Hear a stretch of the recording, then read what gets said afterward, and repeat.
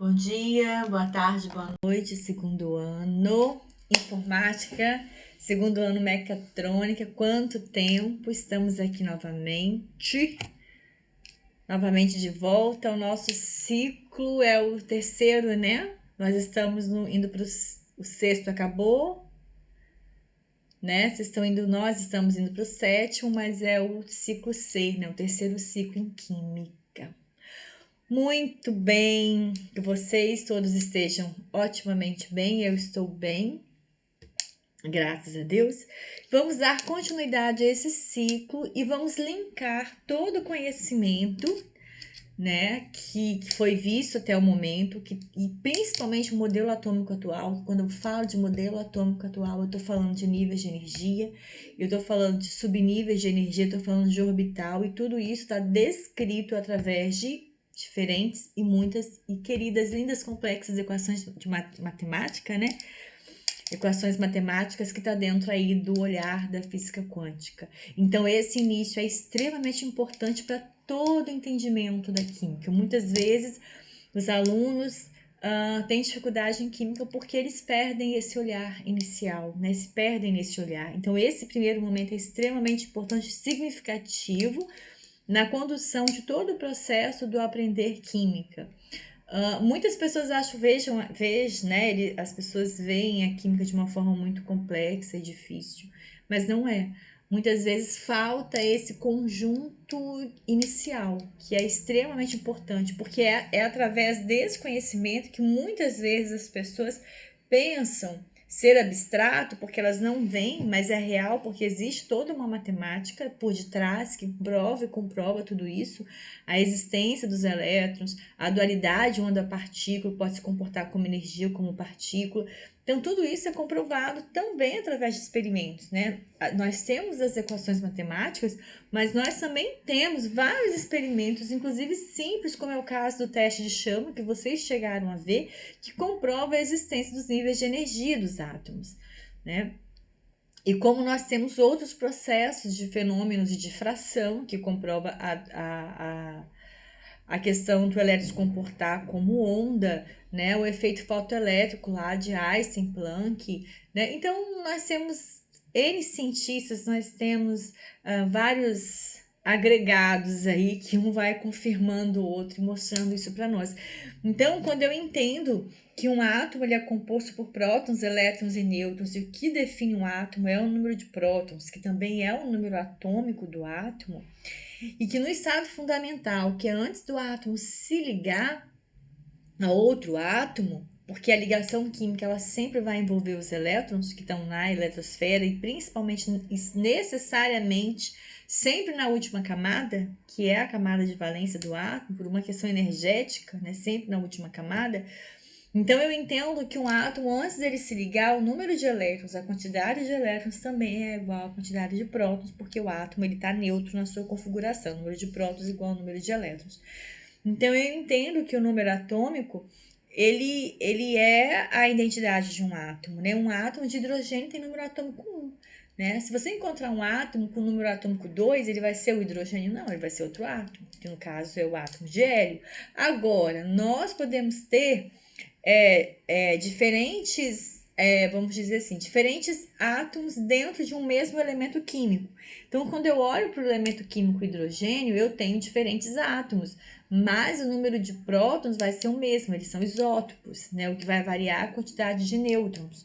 E aí varia o número de massa, né? E quando eu olho para a minha tabela periódica, eu sei que aquele hidrogênio que está lá representado com aquele número de massa é uma média ponderada de 3 diferentes átomos do elemento químico hidrogênio. Por isso que a gente tem elemento químico e átomo, né? Lembrando que o átomo ele é sempre simbolizado, né? Ele tem o seu símbolo, sempre a primeira letra maiúscula e a segunda minúscula, letra ou vogal, sempre a segunda minúscula, obrigatoriamente. Então, a gente também tem que entender que a tabela periódica, que os elementos não estão ali naquela posição ao acaso, que aquela posição ali na tabela periódica que é dada pelo período e pela família diz respeito a sua configuração eletrônica, a sua distribuição eletrônica, Lembra disso, sempre a camada de valência, a última camada refere o que? O período na tabela periódica. Então, o elemento químico que está no quarto período, ele está ali no quarto período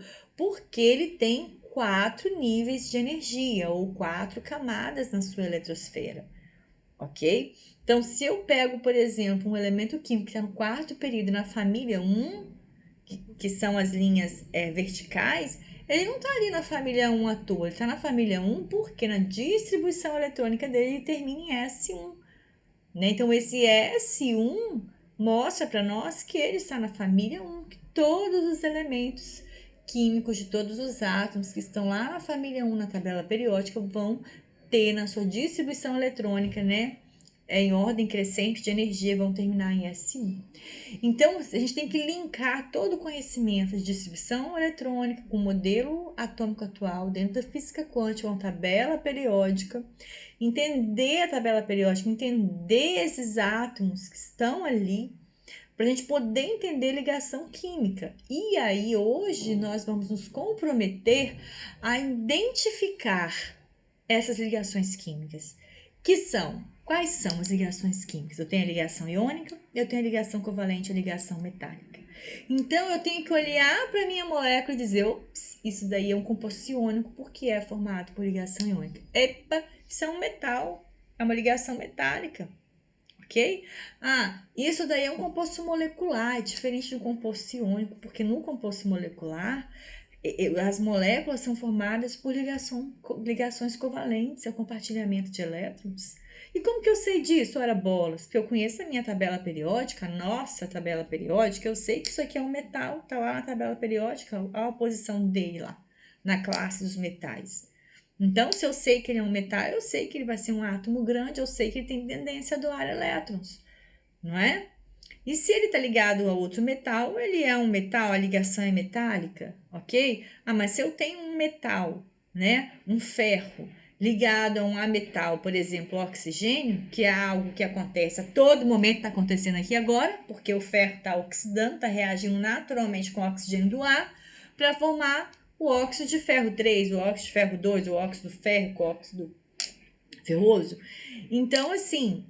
então, pera lá, então o oxigênio é metal, o ferro é metal, então um doa, forma cátion, outro recebe, forma o ânion. Então, eu tenho uma ligação iônica, então é um composto iônico. Onde eu tenho um cátion, eu tenho ânion, então eu tenho atração eletrostática. Ah, mas então se eu pego a molécula de oxigênio, né? Que, são 2 átomos de oxigênio, um oxigênio se ligando a outro oxigênio. Ah, mas os dois são ametais? São. Os dois acomodam bem os elétrons, os dois precisam de elétrons, então eles vão formar ligação covalente. A metal, a ligação covalente vai ser um composto molecular. Ah, e daí? O que eu tenho a ver com isso? Por que eu quero saber se um composto é iônico ou um composto molecular? Ora, para você entender a vida como ela é. Porque se eu sei que aquilo ali é um composto molecular, eu sei que ele vai ter propriedades que são inerentes a eles, né? Uma dessas propriedades, por exemplo, dos compostos moleculares é não conduzir a corrente elétrica. Então, que bom, né, que não conduz, porque se a gente está aqui com oxigênio, gás nitrogênio, gás carbônico, são todos compostos moleculares, óbvio que a gente não está levando choque aqui, entendeu? Mas quando você levar um choque, você vai saber que ali vai ter um metal ou vai ter uma ligação iônica ali no meio, vai ter um íon ali, para esse elétron tá aí, ó, né, pulando de galho em galho, pulando de orbital para orbital. Então, isso nos diz respeito, sim, né? Por que eu consigo fazer um melado, sei lá, um doce, o açúcar, eu coloco na panela, o açúcar, ele não se dissolve, né? Vamos dizer assim, dissolver é na água, né? Ele sai do estado líquido para o estado... Ele sai do estado sólido para o estado líquido porque ele atinge o quê? O ponto de fusão dele. Por que atinge o ponto de fusão dele? Porque não é alto, é baixo. Você consegue fazer isso com metal, colocando na panela, no fogo? Não consegue. Você consegue fazer isso com sal de cozinha, colocando na panela do fogo? Não consegue. Por quê? Porque o ponto de fusão do composto iônico ele é maior que um composto molecular. Né? Um ponto de fusão do metal ele é muito maior que um composto iônico, quer dizer, a ligação metálica ela é muito mais efetiva ali do que uma ligação iônica, do que uma ligação covalente. Então, entender essas ligações é entender o nosso universo, é entender o nosso dia a dia. Bem, mas vamos parar de filosofar e vamos à matéria. Então, nós temos que lembrar da nossa distribuição energética. Isso aqui não tem que decorar. Basta você fazer aquela distribuição de Linus Pauling, 1S2 embaixo, 2S2, 2P6, 3S2. Lembra que nós já vimos isso? E daí você faz as setas e coloca em ordem crescente de energia. Aqui é só para lembrar, né, gente, que eu tenho aqui, ó, o que significa um S2? Esse 2 significa a quantidade de elétrons que eu tenho no subnível S e que eu tenho também no orbital S, porque dentro do subnível S nós temos o orbital S. E tanto esses dois elétrons quanto esse orbital S que está dentro desse subnível S estão no primeiro nível de energia, na primeira camada. Então, isso daqui nos traz uma informação, não são apenas números, tá? Tentem encaixar isso dentro da eletrosfera do átomo, ok? Que o nosso mundo químico vai ficar mais fácil. Então, aqui só para a gente relembrar, eu coloquei o escândio, né? Lembrando do Vitor aí, Vitor. O escândio, ele é um átomo de número atômico 21, então ele tem 21 prótons. No estado fundamental, ele também tem 21 elétrons. E o escândio, ele é conhecido por esse nome porque ele é encontrado basicamente na Escandinávia. Então, é um metal raro no planeta Terra e é muito presente em estrelas e outros planetas, esse metal. Mas aqui ele só tem na Escandinávia, basicamente, encontrado lá. Provavelmente porque, sei lá, caiu algum meteoro, alguma coisa lá em alguma época aí do passado. Então, eu vou fazer a distribuição eletrônica desses 21 elétrons. Então, eu vou colocá-los, né, em ordem crescente de energia, nos seus subníveis e nos seus níveis. Quando der 21, eu vou parar. Então, aqui a gente segue, né, na sequência. 1S2, 2S2, 2P6, 3S2, 3P6. Aqui não é 3D, é 4S, que isso aqui tem menor energia do que o 3D. Mas eu pergunto, gente, o escândio vai estar em que período? Gente, ele tem 1, 2, 3 e 4, tá no quarto período, tá? Agora, o que acontece? Ele tá no quarto período. Mas em que família que ele vai estar? Aí eu tenho que pensar, bem, ele termina com D. Quem que termina com D na tabela periódica são os metais de transição externa, que é esse bloco aqui, ó, da família 3 à família 12. Todos eles aqui terminam em D. Então, a gente tem que lembrar que eles terminam em D. Esses caras aqui embaixo, essas duas linhas, terminam em F. S1, família 1, S2, família 2. 13 a 17 são os representativos, então eles vão terminar no subnível P, sempre lá terminando em SP, inclusive esses metais aqui, olha, são metais representativos. Em azul nós temos os gases nobres, família 18, que tem os orbitais aí todos completos, ok? Então, se ele termina em D, ele tá aqui nesse bloco, aqui nesse meio, né? E ele termina em 1, mas aqui começa na família 3, professora. Sim, porque quando termina em D, eu tenho que ver a camada que tá com menor energia, que é a 4S2. Então, eu sempre vou somar o NS com N menos 1D. O que é o N? N é o número de camadas que o átomo tem, que é 4. Então, vai ser 4S, NS.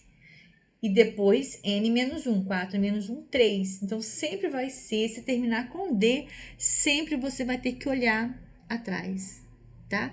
Para somar. Então, eu vou somar agora a quantidade de elétrons nesses dois últimos. Então, vai ser 2, 1, 3, família 3, quarto período. 1, 2, 3, 4, tá aqui o escândio. Ok? Então, nós temos que conhecer isso, beleza? Então, isso aí é só para revisar. E aí, a tabela periódica... Foca na tabela, certo? Isso aqui também só para relembrar, número atômico Z, número de prótons, número de massa vai ser número de prótons mais neutros, o número de elétrons, a massa é desprezível, né? Porque o elétron, todas essas três, vamos dizer assim, subpartículas atômicas, eles são extremamente pequenos e com a massa bem, né? Mas os elétrons conseguem ser ainda menor do que em relação aos prótons e nêutrons, ok? Lembrando que o nosso símbolo sempre a primeira maiúscula, a segunda minúscula, podendo ser letra ou vogal. O número menor sempre é o número atômico, porque eu vou estar levando em consideração somente o número de prótons. Já o número de massa sempre é um número maior, porque eu também tenho somado ao número de prótons o número de nêutrons, tá? Ok, aí aqui aqui eu já entro dentro de ligações químicas, linkando o conhecimento da tabela periódica com o tamanho do átomo e com a questão dele ser metal ou ametal. Então, o fato dele ser metal ou ametal vai definir o tipo de ligação química que vai ocorrer entre os elementos que estão lá na tabela que fazem parte do nosso planeta Terra, ok?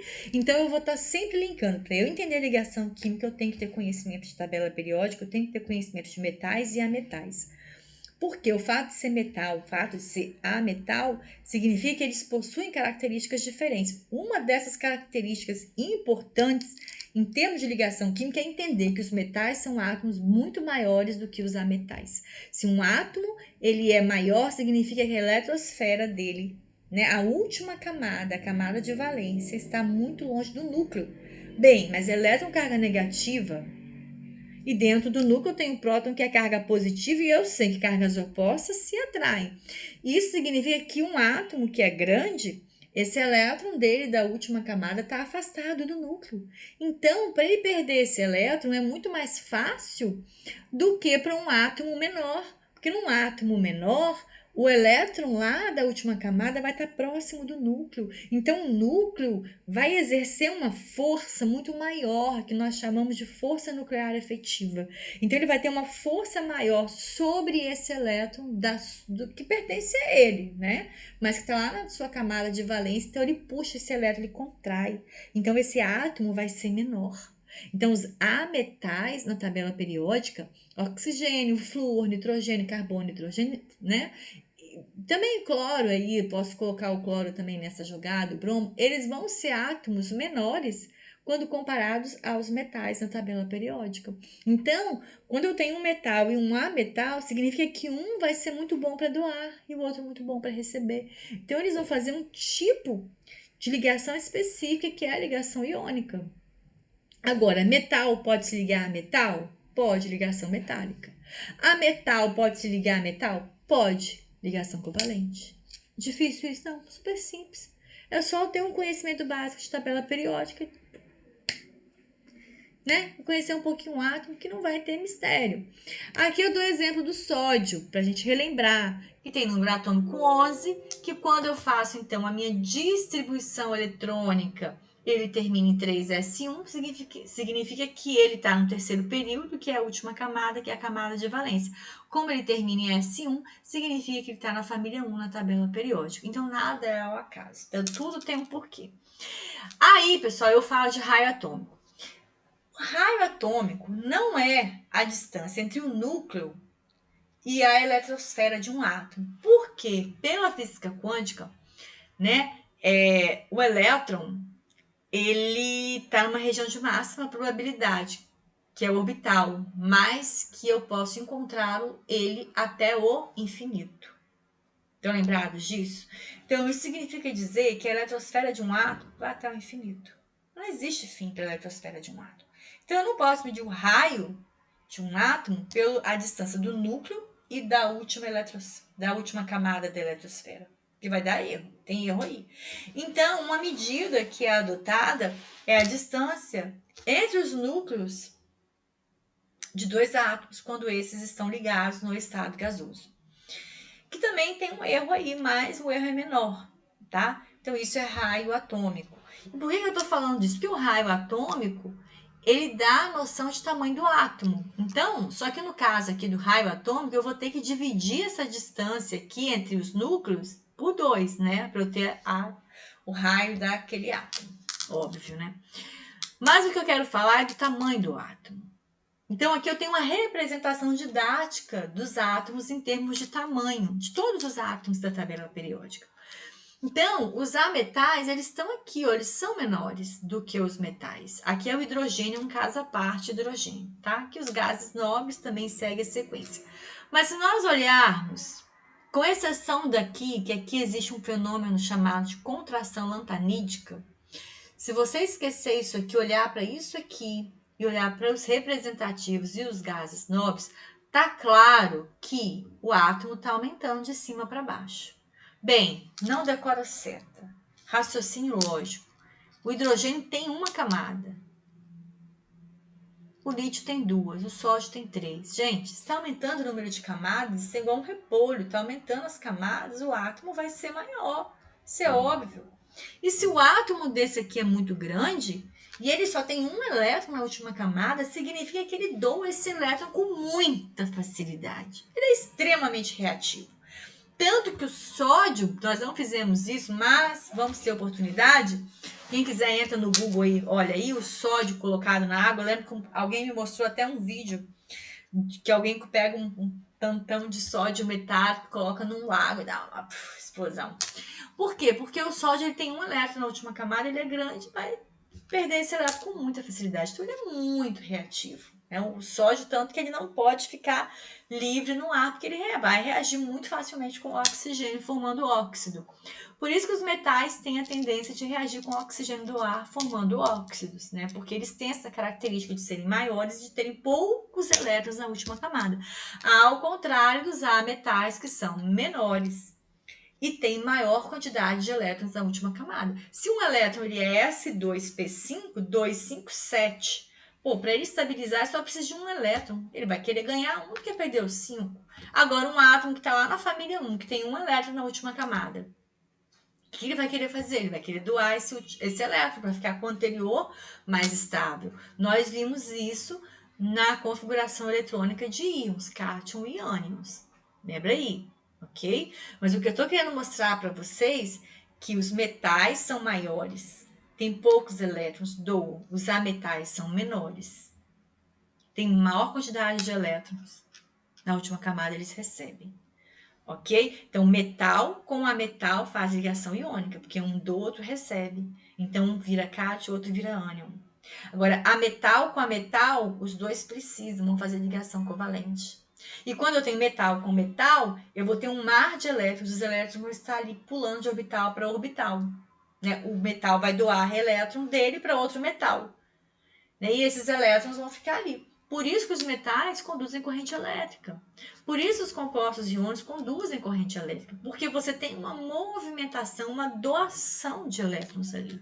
Então, você vai ter movimento de elétrons, vai ter corrente elétrica, ok? E nos ametais, não. A metal possui brilho metálico? Não, o metal possui. Então, eles são diferentes, ok? E aqui eu dou alguns exemplos, né? Metal a metal, que são compostos iônicos, são substâncias iônicas. O fluoreto de cálcio, flúor a metal, o cálcio metal. Sulfeto de zinco, enxofre a metal, zinco metal. Cloreto de césio, cloro a metal, césio metal. Todos são compostos iônicos, nesse caso são todos sólidos. E eles possuem, né? Um retículo cristalino, que isso faz com que essas substâncias também tenham características diferentes de ponto de fusão, né, de reatividade, porque existe uma configuração mais estável dentro de um determinado retículo cristalino. Isso também acontece para os metais. Os metais também possuem retículo cristalino. Aqui eu estou mostrando a ligação de oxigênio com oxigênio. O oxigênio é um ametal, se você olhar na tabela periódica, né? Ele está lá na família 16, ele é S2P4, precisa de 2 elétrons, então ele vai fazer 2 ligações covalentes. Então, ele vai compartilhar esses elétrons, ok? Então, eu tenho uma ligação covalente, compartilhamento de elétrons. Isso acontece também quando eu tenho um ametal ligado ao hidrogênio, e um exemplo clássico é a molécula de água. E quando eu olho para a molécula de água, o hidrogênio tem característica de ametal, porque ele é pequeno e ele só tem um elétron. Tá? E ele precisa de mais um, porque ele é um S1, ele quer ser um S2. Então, como que ele faz isso? Porque ele precisa de um elétron. O oxigênio é S2P4, precisa de 2 elétrons. Então, se o oxigênio precisa, o hidrogênio precisa, eles vão fazer ligação covalente. Ok? E nesse caso, como o oxigênio precisa de 2 elétrons, ele vai fazer 2 ligações covalentes simples. Então, eu tenho um composto molecular. Então, quando eu falo de composto molecular, eu estou falando de um composto formado por ligação covalente. Quando eu falo de um composto iônico, eu estou falando de um composto que é formado por ligação iônica. Então, a água é um composto molecular. Cloreto de sódio, NaCl, Na metal. Cloro A metal, NaCl, sal de cozinha, cloreto de sódio. É um composto iônico. Vai conduzir corrente elétrica. Vai ter um ponto de fusão alto. A água composto molecular. Se ela for 100% pura, ela não vai conduzir corrente elétrica. E o ponto de ebulição dela, por exemplo, não é tão alto, 100 graus Celsius. Então, existe diferença entre esses compostos, ok? E aqui a ligação metálica, que é formada por metais. E aí nós também temos a formação das ligas metálicas, que é a ligação metálica que acontece entre metais diferentes. E aqui eu tenho retículos cristalinos, porque os metais também, gente. Então, você pensa que se você pega um anel de ouro, por exemplo, você tem milhares de átomos de ouro que estão ligados por ligação metálica. E a ligação metálica é a mais forte de todas as três. Ok? Por quê? Porque a diferença de energia entre esses orbitais é muito pequena. Então, o metal ele é grande e doa. Então, ele doa o elétron. Esse elétron vai para onde? Vai para o orbital vizinho a ele. O orbital do outro átomo. E por aí vai. Então, você tem um monte de metal positivo, de cátion, de metal, porque ele doa elétrons.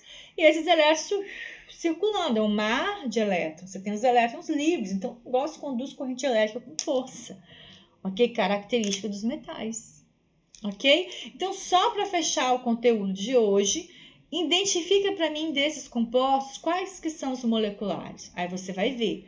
Bom, esse aqui tem carbono, hidrogênio, oxigênio, hidrogênio. Gente, é metal, hidrogênio é metal, composto molecular. CaCO3. Opa, tem um cálcio aqui, um metal. Isso aqui é a metal. Então, é iônico. Tem ligação iônica aqui no meio, tá? Tem covalente também, mas tem iônica, prevalece nesse caso a iônica, tá? Aqui eu tenho metal, tem a metal iônica, prevalece o iônico, vai formar um cátion e o ânion. Dentro desse ânion é que eu vou ter as ligações covalentes, mas ele é um ânion, então é composto iônico, ok? CO2, a metal, ligação covalente, composto molecular. Oxigênio, ligação covalente, composto molecular. Galera, não tem dificuldade nisso. Quais são os compostos iônicos? Metal a metal. Então, composto iônico. Isso aqui é metal. Metal com metal é metal, tá? HCl, a metal covalente, composto molecular. A metal. Estou considerando o hidrogênio como ametal aqui, tá, galera? Mas o hidrogênio é um ser único, isolado. Mas ele sempre vai querer elétrons. Então, estou considerando nesse caso como ametal. Vamos considerá-lo ametal. Difícil isso? Não, muito simples. Nosso primeiro passo é esse. O segundo passo vai ser ir mais a fundo dentro da ligação iônica, dentro da ligação covalente. Entender como que essas moléculas, esses compostos são formados. A gente tem que aprender isso. E tem que ter uma noção também de nomenclatura, tá? De nomes, porque cada composto desse tem um nome. Cloreto de sódio, cloreto de magnésio, HCl aquoso, ácido clorídrico, HCl gasoso, cloreto de hidrogênio, HNO3 aquoso, ácido nítrico. Então, isso daí vocês vão ter que ter uma noção, pelo menos, de nomenclatura, tá bom? Termino aqui, segundo ano. Beijo no coração. Vejo vocês. Vou deixar exercício aí para fazer. Beijo grande. Espero que vocês estejam bem. Paz.